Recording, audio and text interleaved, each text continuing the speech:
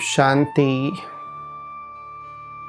कहा जाता है कि ईश्वर का स्नेह प्राप्त करना है, भगवान का दिल जीतना है, तो एकदम सरल तरीका है कि स्नेह के साथ साथ, प्यार के साथ साथ भावना भी उसमें भरी होनी चाहिए।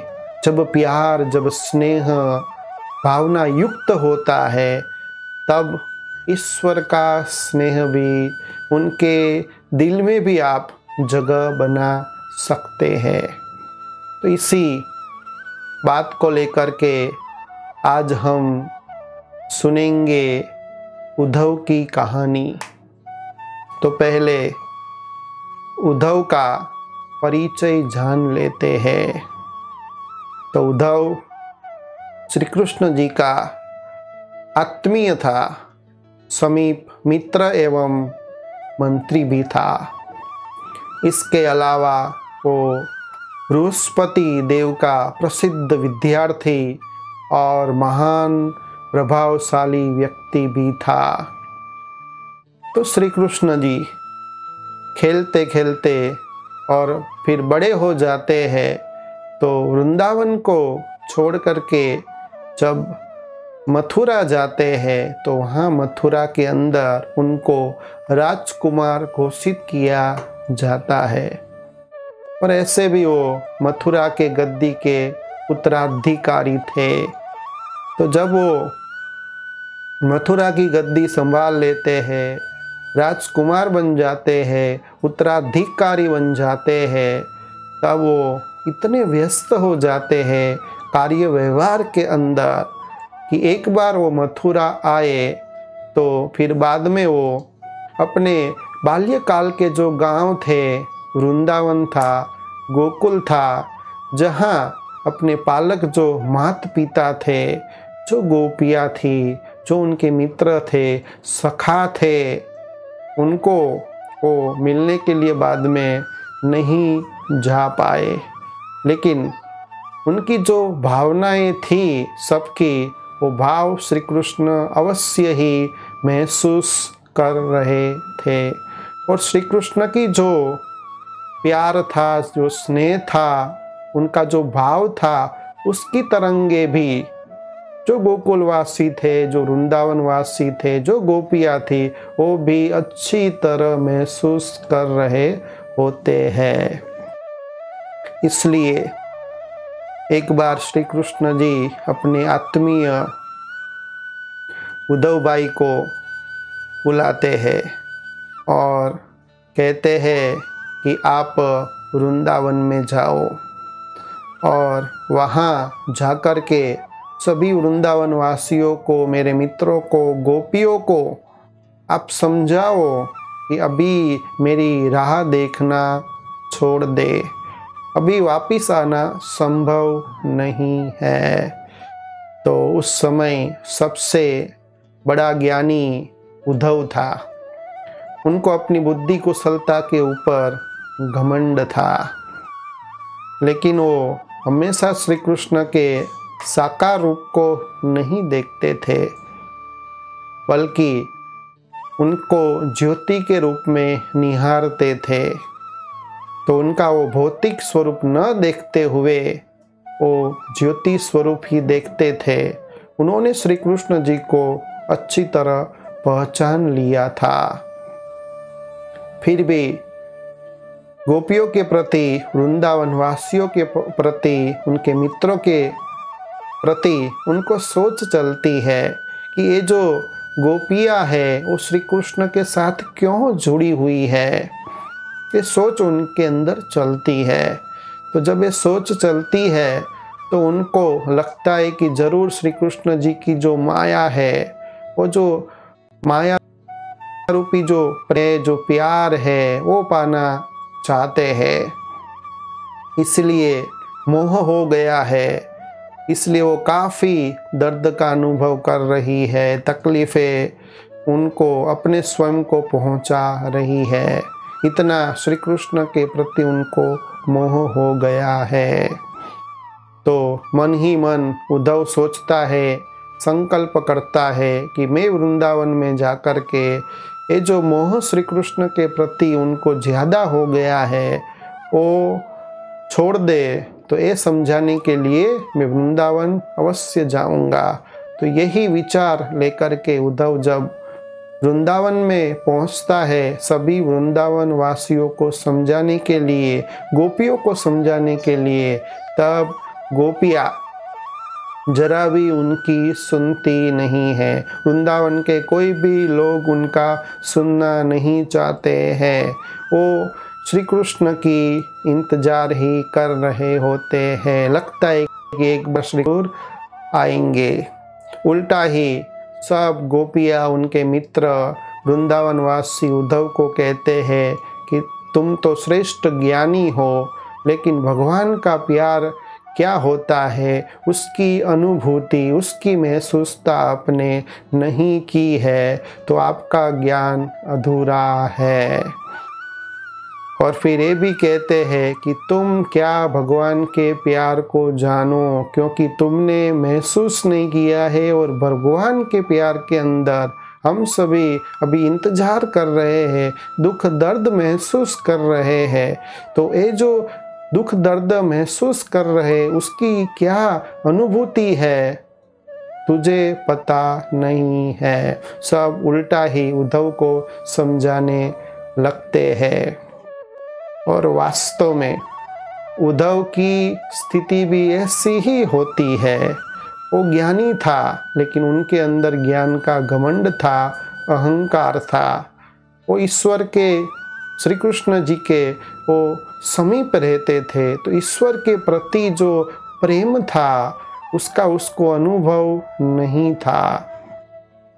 इसलिए उनका जो ज्ञान था वो अनुभव युक्त न होने के कारण उनका ज्ञान और विवेक बेकार हो जाता है। तो इस घटना से उद्धव को भी एक संदेश मिल जाता है कि अगर भगवान का प्यार प्राप्त करना है तो ज्ञान के साथ साथ अटूट प्रेम की भावना भी चाहिए। बिना भावना के भगवान का प्यार पा नहीं सकते हैं। तो ये उद्धव को एक घटना से संदेश मिल जाता है। तो ये थी सारी उद्धव की कहानी। तो अभी हम इस प्रसंग से, इस कहानी से क्या सीखने को मिलता है, क्या है सकारात्मक बातें, इसमें भी बहुत आध्यात्मिक रहस्य छुपा हुआ है जो अभी हम जानेंगे। तो कहा जाता है कि ईश्वर का ज्ञान यदि भरना है तो उसके लिए बुद्धि चाहिए। तो ईश्वर का ज्ञान बुद्धि में टिकता है, लेकिन अगर ईश्वर को पाना है तो भावना भी चाहिए। केवल ज्ञान काफ़ी नहीं है, वो ज्ञान के साथ साथ भावना भी जुड़ी हुई होनी चाहिए।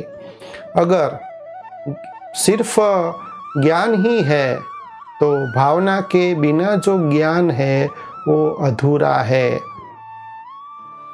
भावना के बिना जो अनुभव है वो कोई काम का नहीं है, वो बेकार हो जाता है।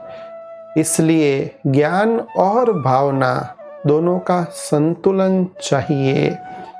तो कहते हैं कि श्री कृष्ण जी एक बार उन्होंने वृंदावन गोकुल छोड़ा और बांसुरी को बजाना छोड़ा, तो कभी भी दूसरी बार उन्होंने बांसुरी बजाई नहीं थी। कभी भी दूसरी बार वो वृंदावन गोकुल नहीं गए थे।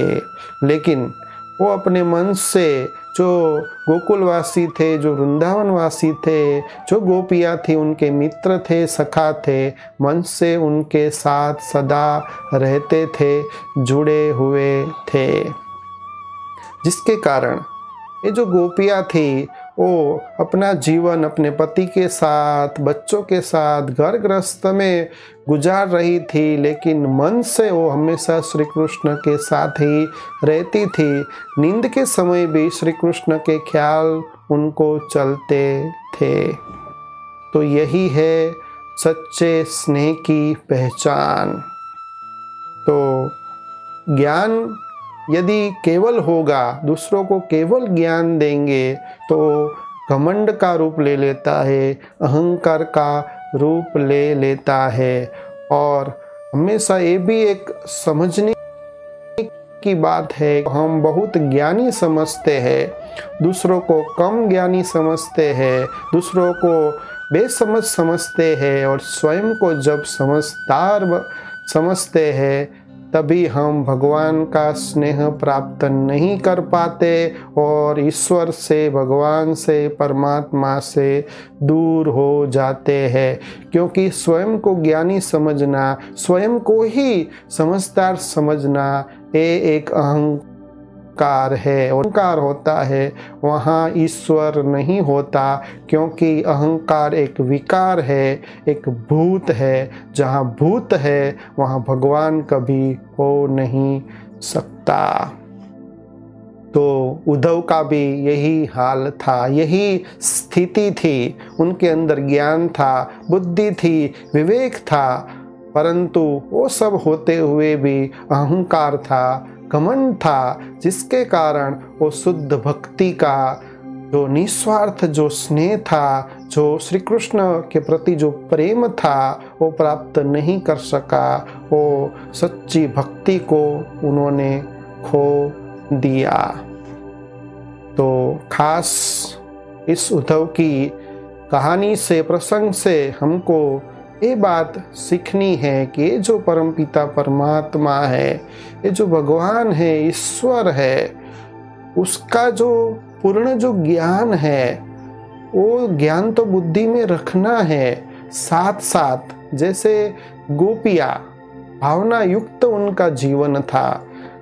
हर एक गोपी के अंदर श्री कृष्ण के प्रेम के अंदर जो निस्वार्थ भावना थी, वो निस्वार्थ भावना हमारे अंदर होनी चाहिए, क्योंकि गोपियों को उनके पास कुछ नहीं चाहिए था।